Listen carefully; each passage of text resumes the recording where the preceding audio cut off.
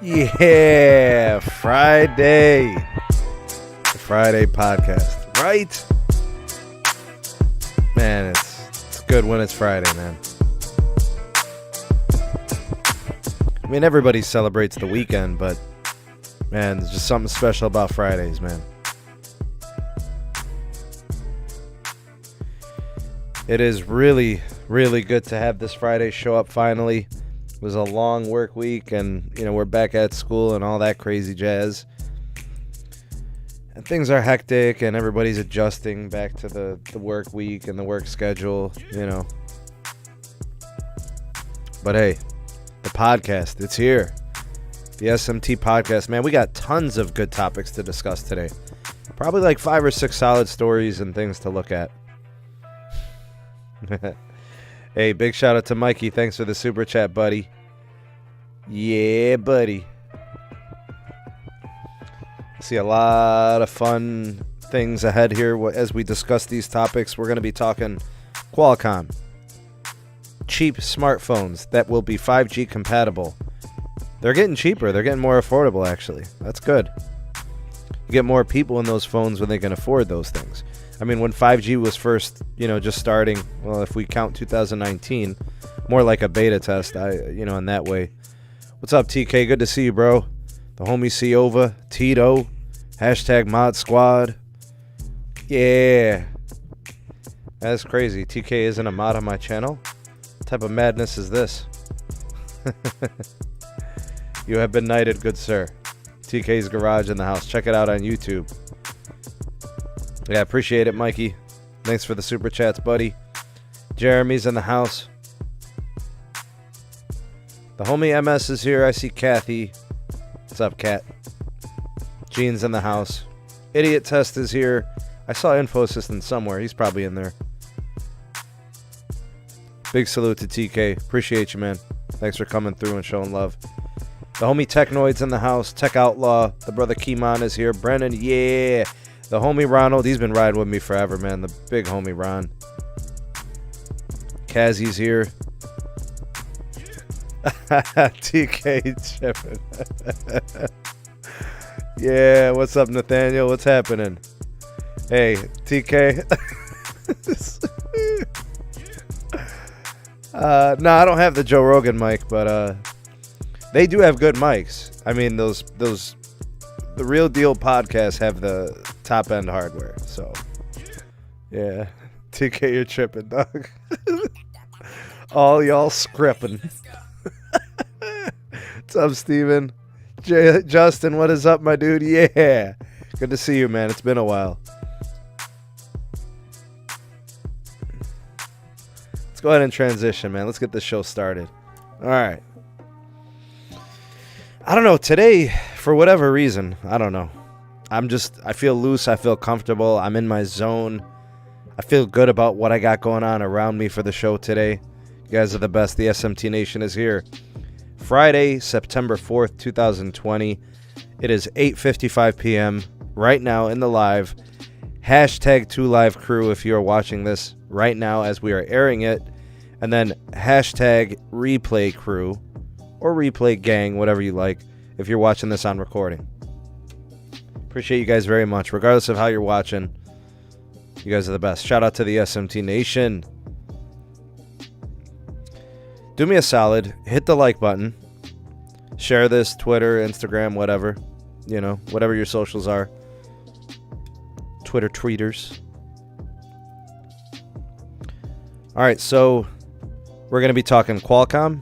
They're going to be making some chips that are going to be for the very low-end, entry-level budget devices, but it will give affordable options 5G, so that's cool. I'm all for that. You're never really going to get 5G mainstream unless you get it into all-price devices, so you want to sell $1,000 phones and $1,500 phones and $2,000 phones that are 5G, but you can't neglect the 700, the 800, the 500, the 300. You got to get the entry-level stuff, too. If you're going to get it in everybody's hands, right? You want to make everybody, capable of reaching the 5G network, having access. You got to do that. We're going to talk mmWave technology. It's continuing to evolve and get better. I know a lot of people try to downplay, the effectiveness of mmWave. It is really evolving fast. It really is. Yeah, Chucky, hashtag affordable 5G. Yeah. Appreciate you, man. So we got those topics. Verizon is hiring. T-Mobile is laying people off. Not like the T-Mobile layoffs aren't extensive, but they are laying people off. So, and Verizon's hiring. So we're gonna look at those two stories, and then we're gonna talk about the history of the Project 10 Million initiative, which is a T-Mobile program that just officially launched yesterday. Perfect timing. School's about to start. I'll explain the Project 10 Million and then actually where it originates. Big shout out to Stephanie H and Dan L for kind of inspiring me to cover that story. So I will definitely do that. Bri, the problem now is this is on OBS. This is not on Streamlabs or StreamYard. So what I'll do is I'll get through all these stories quickly, and I'll probably do a StreamYard. So we'll do it, and then I'll send out some invites. All right, so let me get through these stories. Hopefully we'll have everything wrapped up by 9:30. I'll start a new live stream, and then I'll send out the invites to everybody, and we'll do another one. Another one. You guys like the way I did that, right? Yeah, I'll send out the invites to all the goons.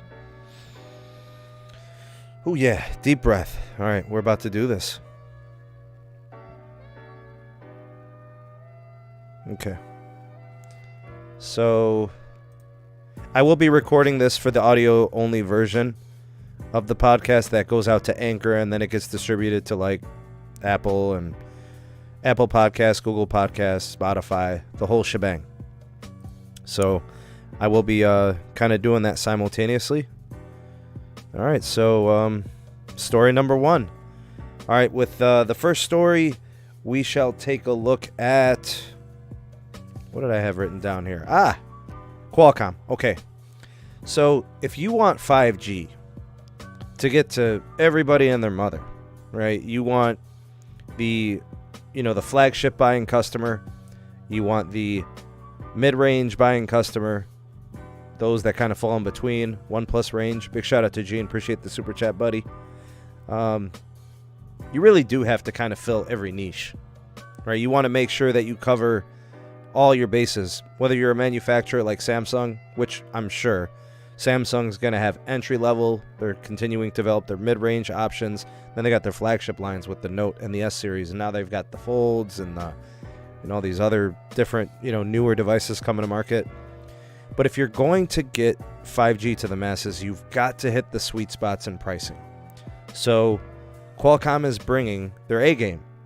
They're creating a 4 series chipset that is going to have 5G compatibility. So we can expect it in the near future. And by near future, I mean Q1 of 2021.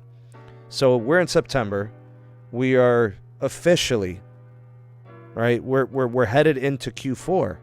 As soon as September turns and we get into October, we start Q4. So fast approaching, which means production is probably on its way right now. We can expect companies like Motorola, right? Moto, Oppo, Xiaomi, a lot of these other manufacturers that specialize in making decent entry-level options. They're going to be the first OEMs that are going to use this chipset for their phones. So bringing 5G to a broader audience, possibly 4 series chipsets could bring 5G compatibility to about 3 to 4 billion devices within 5 years. That's incredible because if you think about it, Moto, Lenovo, Oppo, Xiaomi, these are companies that really kill it in Asia and South America. Growing markets where entry-level budgets reign supreme.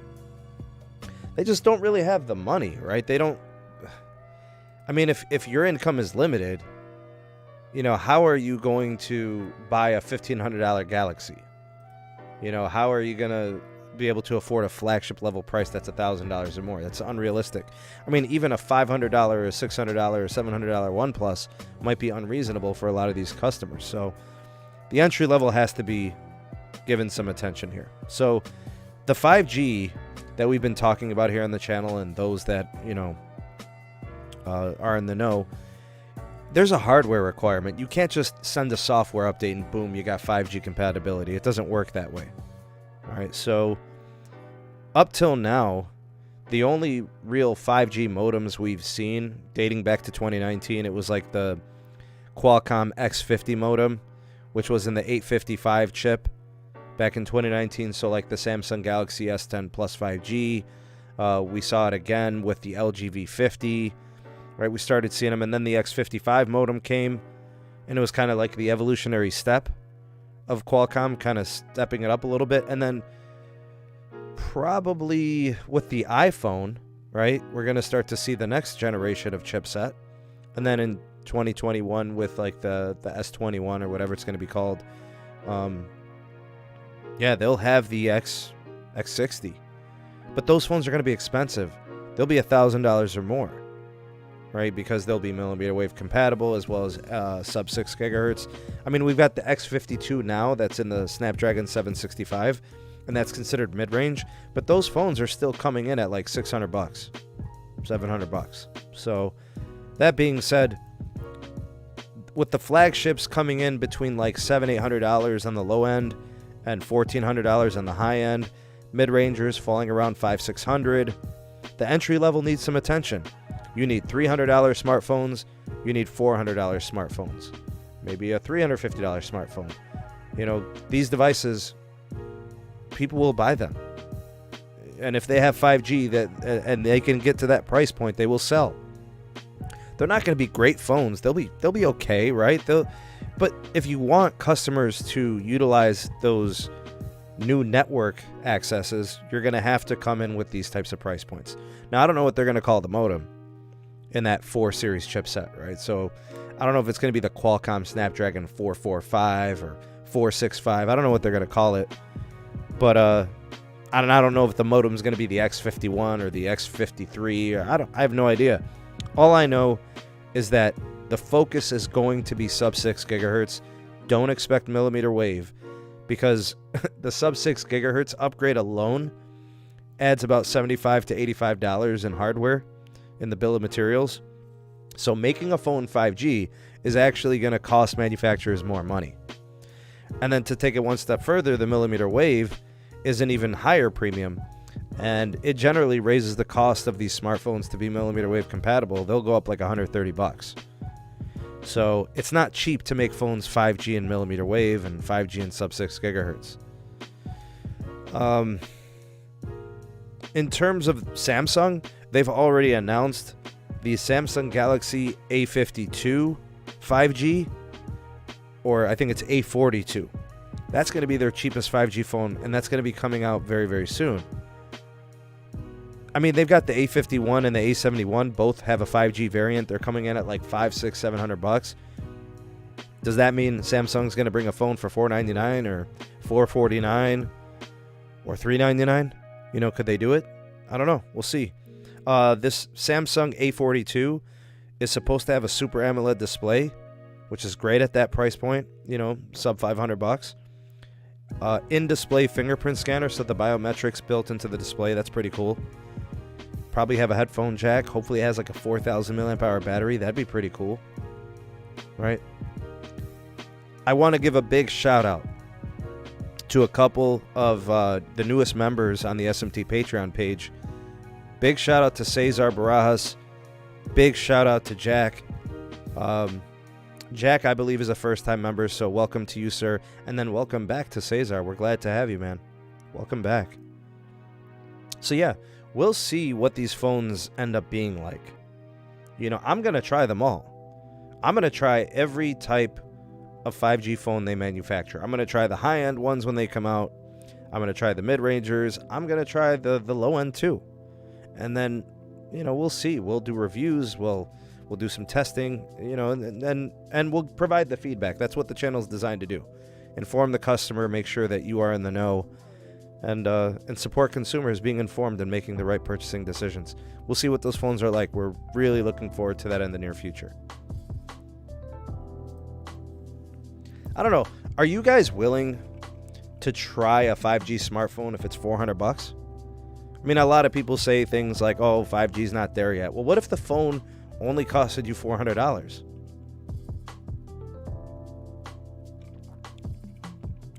Chucky with the super chat says, I wish modems were swappable chips. That'd be nice, man. Literally upgrade on the go, remove it, replace it with something new or different. That'd be pretty cool. Modularity. Mikey Tech Review says MediaTek, the first 5G budget processor, the Dimensity 1000.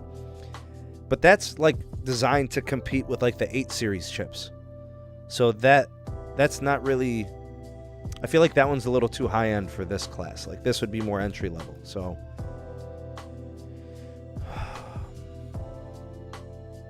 Siova says, yeah, I tested for 400. Personality Disorder says no.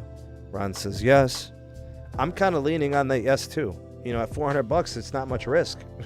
You know, I mean, what's the worst thing that could happen? You try it, you don't like it, you are forced to sell it on resale in the marketplace for 75% of what you paid for it. You know. Yeah, I agree, DGAF. I think it's worth a shot. You know. Yeah, I'd test it. I mean, I buy phones that are way more expensive than 400, so.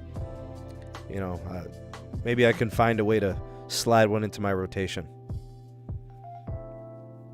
Eric, those carrier model 5G phones, usually it's a firmware restriction. Usually the hardware is there, but it's the firmware, right? So they lock out some of those bands. So yeah. MS, see, $300. That's like the sweet spot for somebody to spend on a phone, especially if it's 5G. I think 300, you jump in and you don't even worry about it. 400, you probably don't have to think about it too much. Most people, I think, would be willing to try it. How is it even a question? Said You got it, Eric. All right, let's take a look at this next story. This one's more network innovation, and one that I'm happy to report on because I love really, really fast 5G. This next story number 2, Qualcomm. We're going to stick with them. So we just got done talking about chipsets and entry-level 5G devices, things like that. Qualcomm has effectively doubled millimeter wave range through a set of laboratory testing and real-world application testing.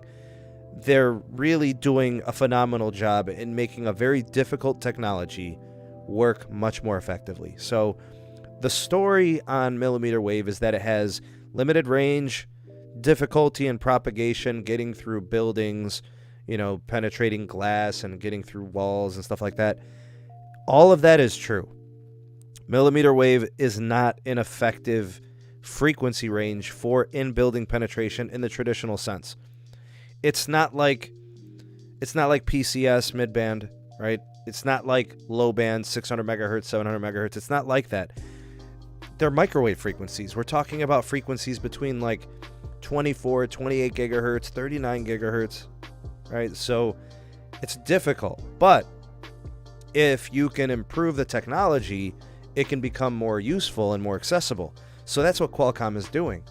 Proof of concept, they've taken the downside or the limitations of millimeter wave, and they're starting to reduce how profound of a limitation it is. So what they've done is through a breakthrough in this new technology, they've given a range quality improvement of 2.36 miles in range. This essentially doubles the distance that millimeter wave can travel. So previously, as long as you had line of sight with the node, for the most part, you were connecting to millimeter wave. So Verizon's has been really, really good. I've connected to Verizon millimeter wave nodes approaching 1,500 feet. Like, as long as it's line of sight and there's limited obstructions, I can connect pretty far. This is probably going to make that even better. Because at 2.36 miles, that means it's going to propagate or have the range probably like midband. But here's the thing. Because it's weak powered, right? You can't just blast out millimeter wave frequencies. the power has to get turned down. And when the power gets turned down, the intensity decreases, and that's why it can't really penetrate trees that well, and that's why it has trouble with poles and homes. It's not like it's not like mid-band, and it's not like low-band in that way. So this is a good proof of concept, though. This shows that the range can be improved, and that's what they're doing. So, Cesar, thanks for the super chat. How fast will Verizon DSS 5G? When will it be available? We're hearing as early as Q1 of 2021. So it's on the way, which should be amazing. We're really looking forward to it. So if you think about the phones that are going to have the hardware at the modem level, that have the mmWave antenna arrays, and they get integrated in most of these cases, this is going to really, really help, I think, home and fixed wireless. I know a lot of people, we talk about mobility and our smartphones and our handheld. I think that this range testing and the improvement of this particular technology, I think this one's more about home services and fixed wireless. Because what's going to happen here is we are expecting to see a lot of competition ramping up in home internet options, whether it's in rural America or it's in suburban America. Even if you're in the city, some home internet providers just suck. Cox has just been such a bad experience for me. I would be more than willing to just consider fixed wireless from a wireless provider. I really would. So if this technology is going to improve distance and they can figure out what they're going to do about propagation, maybe some window units, maybe some, repeater technologies, and, beamforming has been showing great promise. We're talking about home ISPs feeling the pressure, right? So ISPs that offer poor customer care, poor service performance, or are just simply too expensive, now this brings new competition to the marketplace. So I'm all for it. I really am. The testing was conducted in Australia. The modem was the X55, which is currently available in a lot of different technology that we have at the commercial and the consumer side. In terms of the testing, I would guess that during transmission testing, there probably wasn't much for obstacles in the way. Yeah, I hear you, Jeremy. Yeah, fixed is expensive, but who knows what happens, right? I mean, these are the early stages of this development. But in the case of line of sight here, we're seeing great results. Probably very little for obstacles. Doesn't really have to turn the corner, as they say, but it's really good to see. Multi-gigabit speed potential. mmWave has huge channels, right? Hundreds of megahertz of spectrum. From what I understand, the theoretical speed right now with these modems is 7 gigs per second using the QTM527 modem. So as of right now, we know that chipsets that'll be up and coming will be able to utilize 800 megahertz of mmWave, in which some companies like AT&T and Verizon have 800 megahertz of mmWave in some markets. Next up is the X60 modem. I am super psyched about that chipset because as soon as that gets into our handhelds in the next generation of phones, we'll be able to test it and take advantage of these technologies. So as 5G improves and as our hardware gets better, those two things, collectively, because both has to happen. Our hardware has to improve, our networks have to improve, and that's what we're seeing. It's the early stages, it's the infancy stages of 5G, so a lot is about to happen here in the next year or so. I'm super psyched about that. I want fixed home wireless, man. I do not like what I have at my disposal. I don't like Cox Home Internet. The AT&T that's offered here is too slow. I need more. I don't have options. And that's what I invite. I invite the competition. And they can fight over customers and they can fight over pricing. I'm all for that.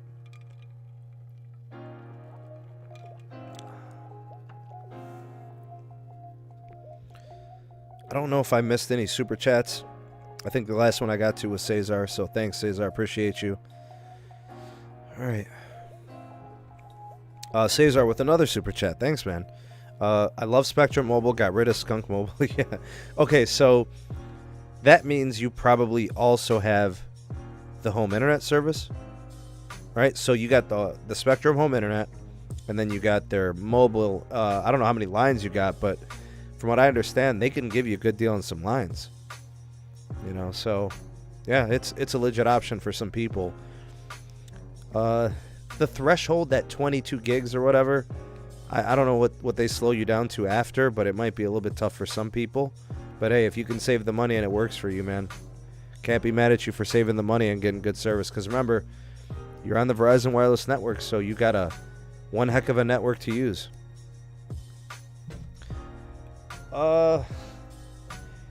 Mikey, if I could be honest with you, man, I don't know. I really do not know, Mikey. I have no idea why the T-Mobile LG Velvet has a MediaTek processor in it. I am not a fan. Should have been a Qualcomm chip all day. Alright, so I have no idea.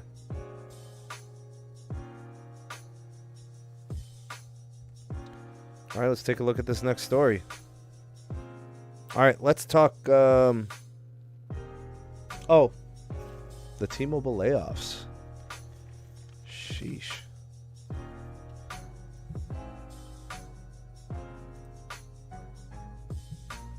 T-Mobile layoffs. Now, this story is not like... I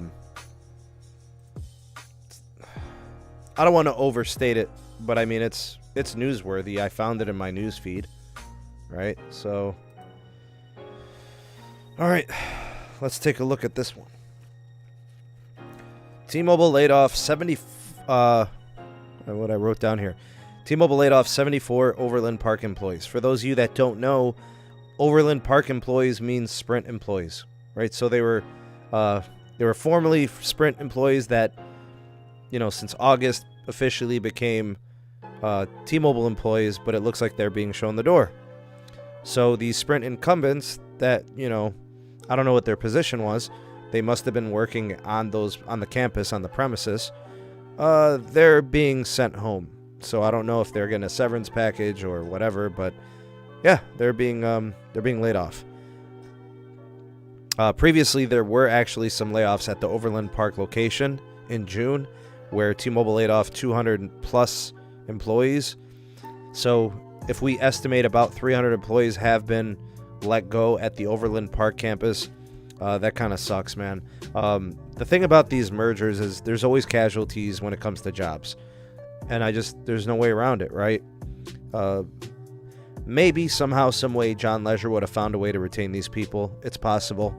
We can't say with certainty, but something that we've been seeing over and over again is that the new executive team, I mean, they've been at T-Mobile, but their new approach is quite different. I don't think they're that committed to keeping Sprint employees. My perception, how I'm seeing it, they're probably going to do their best to try to keep their T-Mobile employees, even though a lot of the things that they're doing to cut costs and save money are hurting T-Mobile employees. They're trying to keep as many as they can. But honestly, in my opinion, based on the cost-cutting measures they're doing, I think T-Mobile's hurting. I think financially, a lot of what they currently have needs to be realigned for the sake of trying to pay people, trying to build out a network. It's very expensive and costly. I think they're hurting for money. And, if they were to open their books and show the FCC and the DOJ would be like, you got to do what you got to do. I really do feel that way. I really do feel like T-Mobile's in such a bad financial spot that it's preventing them from doing what they need to do with the network. So, a lot of people say, leave T-Mobile, leave the company, blah, blah, blah. If T-Mobile's working for you, no, don't leave. Continue to spend money if the service is good for you. If you feel like you're getting what you're paying for, you don't leave. Support the company that satisfies your wireless needs. So, because if T-Mobile was to lose enough customers and go out of business, which they're not going to, we only have 3 carriers right now. But, you want them to compete. And we root for them as the underdog, right? Even though they claim they are the second biggest carrier because they have the second most wireless postpaid subscribers, we know that that's not the case. They are the smallest carrier until we start counting Dish. Personally, I think there's going to be more layoffs. I think there's going to be more merger-related issues. I think there's also going to be more network pains. Expect more outages. Expect a massive churn for Q3. We'll find out about that in November when they do their earnings report. I think they do it like first week in November or something like that. But yeah, hopefully they're able to weather the storm and become really fierce competitors in wireless moving forward. So yeah, same here, Info Assistant. Let's see if things get turned around in 2021. But things are rough right now.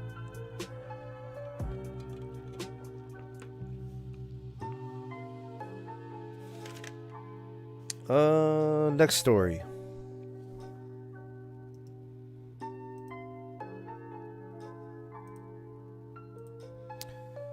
So story number 3, and this kind of builds on the last story about T-Mobile with those layoffs that were happening over at the Overland Park campus. Verizon is actually announcing a hiring of jobs. They have gone ahead and they have publicly announced that they would like to hire at least 1,000 new employees. And the way that they're doing these jobs is they are completely work from home. So these positions that they're creating are for customer care reps. So you can kind of imagine customers are having issues with service. There's issue with billing. They're hiring Americans, right? People that live and are going to work in the U.S.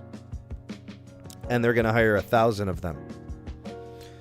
Now, let's kind of backtrack a little bit. So the history on the new Verizon, this is what I like to call them because I knew the old Verizon was awful.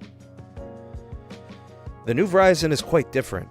Their CEO seems to be doing things very differently than the old traditional Verizon, which used to be very consumer unfriendly.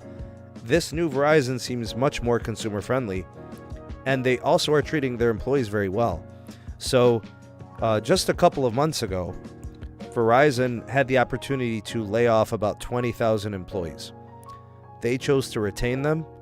They chose to retrain them, allow them to receive additional training that would actually elevate their position within the company, which is really good. I mean, you can't ask for anything better than that. To take it one step further, that population of people that were retained and retrained are of the very sensitive job variety type. So they're entry-level jobs, right? The first to go whenever there's cost cutting. And honestly, when they first reported it, it was being reported that it was a high percentage of Hispanic and African American employees. So you retrain them, you give them an improved training that allows them to excel within the company. So they either got new jobs within the company or received additional training to get even better jobs. Now, the hiring for this round of 1,000 jobs is going to be regional. They are committing to give Ohio residents 1,000 jobs, all completely work from home. The company has completely transitioned their customer care approach. All of their customer care is completed in the United States, and they are doing it 90% work from home. So this new way of operating as a company has been going on since March. Verizon has completely pivoted to the pandemic. They're very sensitive to that. Verizon has already offered financial aid to those employees. If you were to contract the infection, right, you were to get sick, they are giving you 6 months paid, and you get that time to recover. If your close family member was to get sick, they will give you 8 weeks paid. And they will give you that time to allow, to support your family and things like that. So it's really incredible to see how they've changed. Many call center employees were actually relieved of their duties and responsibilities earlier this year in Ohio. And what they did was they're basically offering them their jobs back working from home. So we're seeing good things here. These people don't have to go to a call center. They don't have to work in an office. They don't have to be close and near in proximity to anybody. They can work from home. So they're going to train them. They're going to give them the tools and the resources they need to work from home. So these work from home hires are permanent. They're never going to work in a call center. They're never going to go into offices. Verizon will not revert their plans to call center-based operations and office-based operations with workspaces. So, T-Mobile fired 74 employees, laid them off. They did a couple of hundred previously at the same location earlier in the year. They've got Metro problems. Dealers are upset about the new commission structure. Postpaid retail employees are upset with the way things are now. They got all that going on. They're cutting off rural customers and Midwest customers, saying that they're abusing the network, during a pandemic and where everybody's working from home and school from home. They're companies that seem to be doing a lot of different things, right? They're in totally different places, moving in totally different directions. So while it is unfortunate, it is important to celebrate when companies do the right thing. So I commend Verizon for these moves. Hopefully Verizon can get back on, or T-Mobile can get back on the old track of where they're more consumer friendly, more employee friendly, and the old Un-carrier ways, which seem to have kind of hit a brick wall lately. So hopefully more of that is on the way.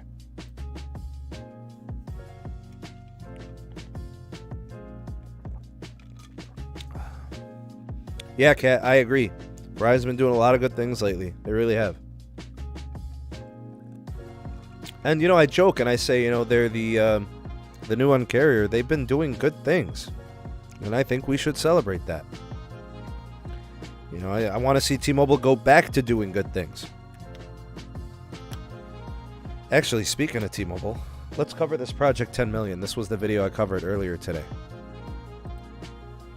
All right, so this next story about Project 10 Million, this is T-Mobile's new initiative. It has its roots with Sprint. So we're actually going to talk about the history of Project 10 Million. So basically what they're doing with Project 10 Million, this is a merger-related initiative. What T-Mobile is doing is they are taking a licensing deal that actually originated at Sprint. Back when the project was actually called the 1 Million Project. Stems back to 2017. It's an initiative that involved getting 1 million students who had little to no options, horrible internet services provided to them, getting them mobile devices, and free high-speed internet access. The requirement for Sprint was to have this Project 1 Million rolled out no later than the 2020-2021 school year. So what's happened is what used to be called the 1 Million Project now has been kind of upgraded and expanded, and now it's called the T-Mobile's Project 10 Million.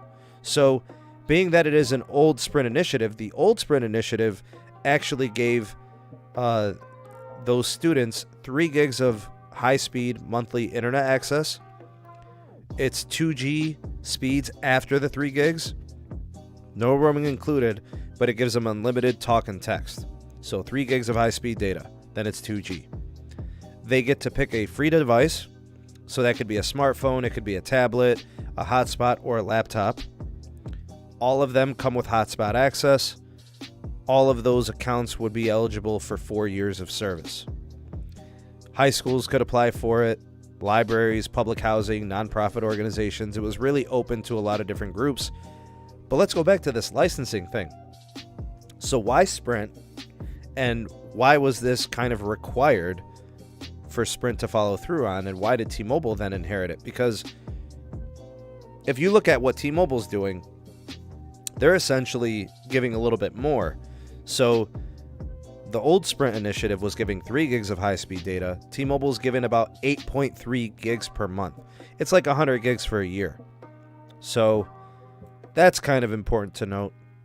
But it is, T-Mobile is giving more in a way. So EBS, or the Educational Broadband Services, has a licensing deal with the 2.5 gigahertz spectrum that the FCC has built in these designated specific blocks for educational purposes, and it appears like maybe the Sprint 2.5 gigahertz licensing has a follow-through clause here, where they are required to follow through on this particular education initiative. So basically, what T-Mobile did was they took this inherited requirement and they kind of went above and beyond, made it a little bit bigger than what it was initially supposed to be. Because the initial plan was for 1 million students. T-Mobile said, we'll do 10, right?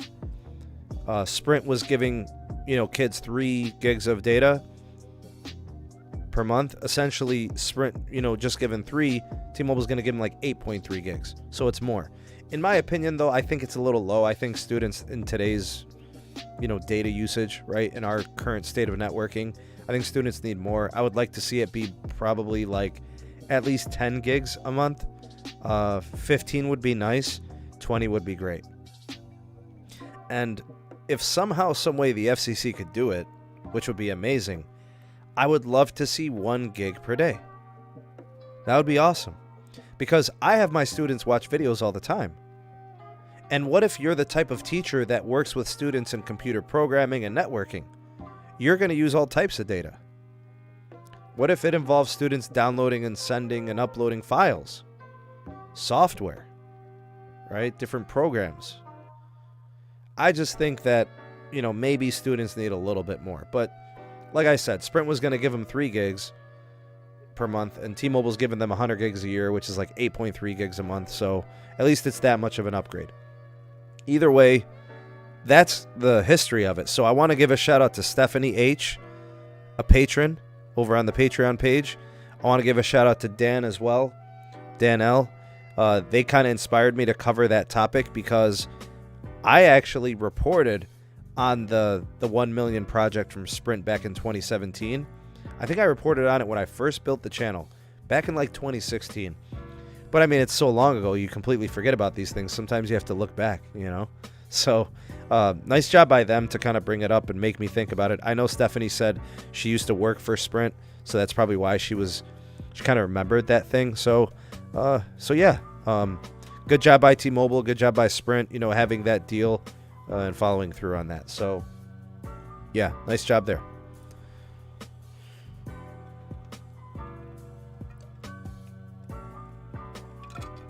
Oh man, had to wet the whistle.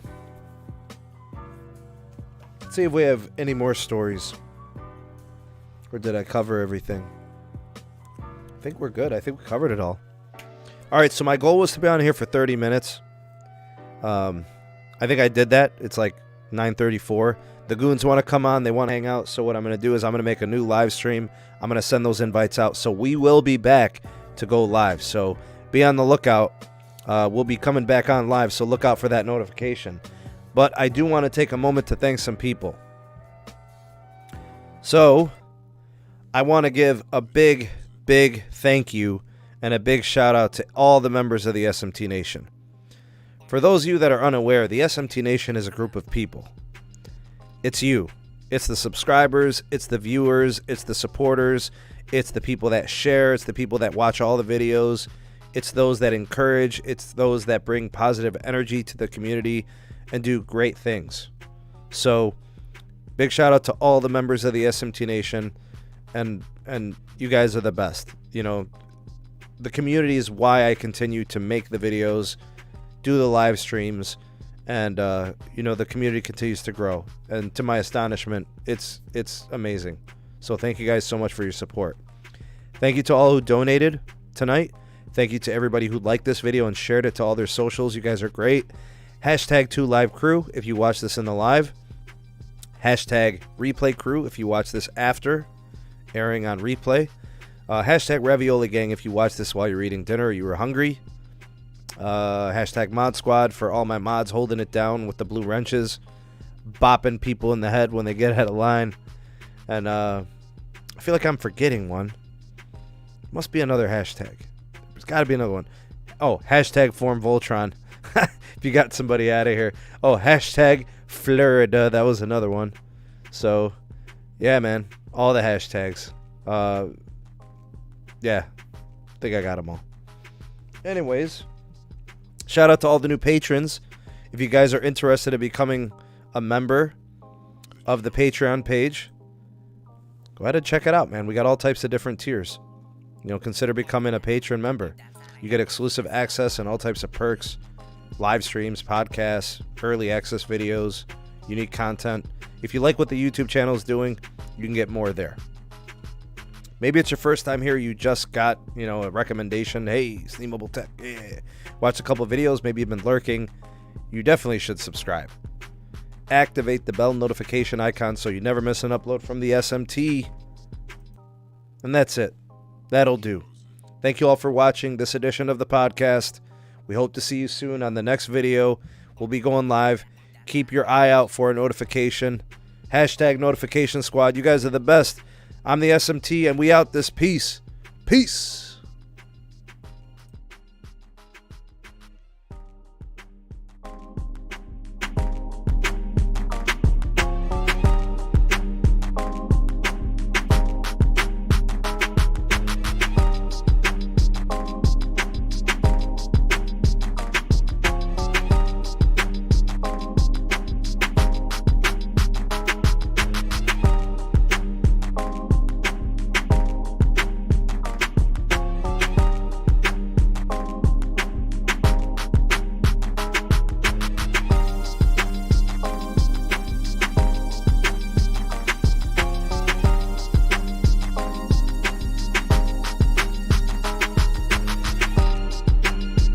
Yeah.